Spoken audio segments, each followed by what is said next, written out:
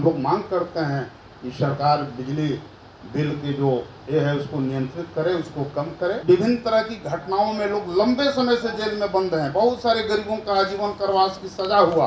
आने वाले दिनों में हम शिक्षा में सुधार के सवाल पर हम आंदोलन करेंगे। 28, 29, 30 अप्रैल को राजगीर के इंटरनेशनल कन्वेंशन हॉल में पार्टी की तरफ से राजनीतिक शिविर का आयोजन किया गया है। राष्ट्रीय लोक जनता दल के 3 दिवसीय शिविर में हमारी पार्टी के राष्ट्रीय अध्यक्ष माननीय उपेंद्र कुशवाहा जी इसका उद्घाटन करेंगे। सभी लोगों को मिला करके 4122 प्रतिनिधि इसमें हिस्सा लेंगे। आप मीडिया के बंधुओं का संवाददाता सम्मेलन में स्वागत है। यहाँ हमारे पार्टी के नेता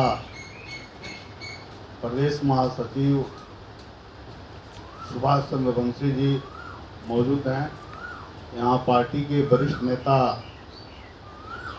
शंभुनाथ सिन्हा जी हैं। राम पुकार जी जो हमारे पार्टी के महासचिव और प्रवक्ता भी हैं। संजय मेहता जी हैं, संतोष गुप्ता जी हैं, अनिल यादव जी हैं। जैसा कि आप सभी जानते हैं कि हमारी पार्टी गठन के बाद पार्टी की ओर से विरासत बचाओ यात्रा हुई। बिहार के सभी जिलों में यात्रा पहुंची। उसके बाद अशोक सम्राट जी की जयंती हुई। जयंती के बाद हम लोगों ने निर्णय लिया कि बिहार के जो 38 जिले हैं उन तमाम जिले के प्रतिनिधियों के साथ एक शिविर का आयोजन हो, जिसमें पार्टी की संपूर्ण नीतियों पर बातें हो। इसी आलोक में 28, 29, 30 अप्रैल को राजगीर के इंटरनेशनल कन्वेंशन हॉल में पार्टी के तरफ से राजनीतिक शिविर का आयोजन किया गया है। इस राजनीतिक शिविर में जो भविष्य के पार्टी के जो योजना है, जो कार्यक्रम है, उन पर विस्तार से बहस होगी। खास तौर से हमारे एजेंडे में शामिल है शिक्षा का सवाल, कृषि का सवाल, स्वास्थ्य का सवाल, महिला सशक्तिकरण और जातिगत जनगणना।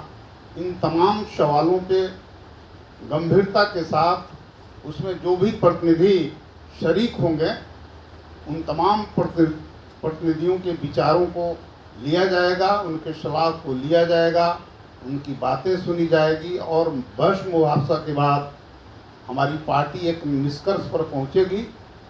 उसके बाद हम फिर अपने कार्यक्रमों को ठोस रूप से सूत्रबद्ध करेंगे और आने वाले दिनों में उसी आलोक में हम आंदोलन की ओर बढ़ेंगे।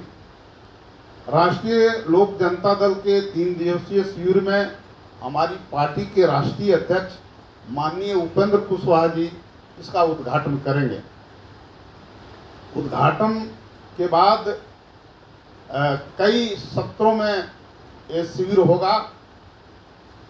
उसमें पार्टी की ओर से आधार पत्र पेश किया जाएगा और जो पार्टी के जो कार्यक्रम हैं उसको भी पेश किया जाएगा। और पेश होने के बाद 29 तारीख और 30 तारीख को इस पर गंभीर वाद विवाद होगा, बहस होगा और तमाम प्रतिनिधियों के राय के बाद हम लोग निष्कर्ष पर पहुंचेंगे और अंत में इस शिविर का समापन होगा। उसमें लगभग प्रतिनिधियों की संख्या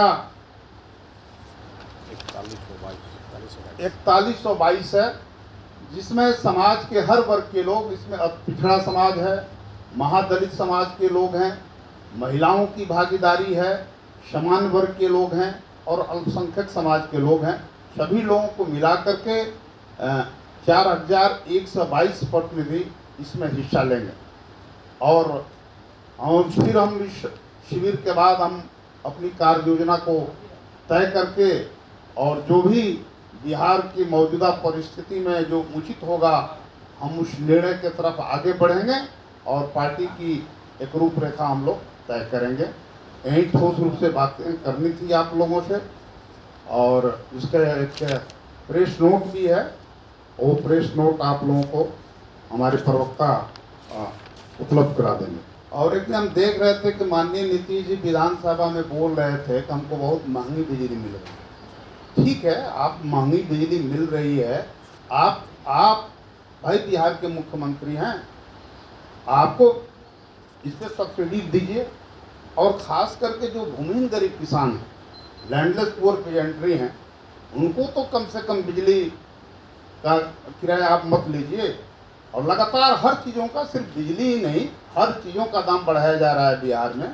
बिजली में तो अप्रत्याशित वृद्धि हुआ है और हम लोग मांग करते हैं कि सरकार बिजली बिल के जो ये है उसको नियंत्रित करे, उसको कम करे। देखिए, इस निर्णय पर तो माननीय नीतीश जी और रूलिंग पार्टी के लोग ये अपनी बात बताएंगे हैं, लेकिन हमारा ये कहना है कि उसके अलावा भी बहुत सारे गरीब लोग लंबे समय से जेलों में बंद हैं, उनकी बात नहीं सुनी जा रही है। जिनकी राजनीतिक पहुंच है, जो ताकतवर लोग हैं, उनकी बात सुनी जा रही है। आनंद मोहन जी की रिहाई से हमारा कोई विरोध नहीं है। ये सरकार का काम है कि सरकार उस दिशा में जो निर्णय लेना है सरकार ले। लेकिन बिहार के जेलों में बहुत सारे लोग पारिवारिक मामलों में या विभिन्न तरह की घटनाओं में लोग लंबे समय से जेल में बंद हैं। बहुत सारे गरीबों का आजीवन कारावास की सजा हुआ और वो 14 बरस से क्या 20-20 बरस से वो जेलों में बंद हैं। सरकार को चाहिए कि उन पर भी सरकार एक बार पुनर्विचार करे और उनकी भी रिहाई के लिए मार्ग प्रशस्त करे। देखिए, हमारे नेता तो शिक्षा के सवाल पर जब वो मंत्री थे उस समय भी वो सवाल उठाते रहे हैं और आज आप लोग देख रहे हैं शिक्षा की गुणवत्ता बिहार में बिल्कुल खराब हो गई है और यहाँ से छात्राओं का पलायन हो रहा है।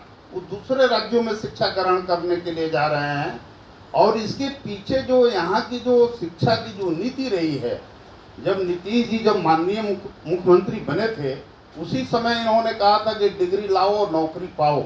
इसके चलते देखिएगा ऐसे लोगों की बहाली हो गई कि जिसके चलते शिक्षा का स्तर गिर गया और उसके जगह पर एक समानांतर शिक्षा व्यवस्था शुरू हो गई।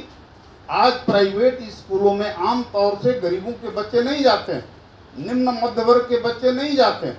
तो हमारी पार्टी का स्पष्ट स्टैंड है कि आने वाले दिनों में हम शिक्षा में सुधार के सवाल पर हम आंदोलन करेंगे। इस पर हम ठोस रूपरेखा, हमारे शिविर का भी एजेंडा है, इस पर भी हम गंभीरता के साथ विचार करेंगे कि बिहार में शिक्षा को कैसे सुधारा जा सके।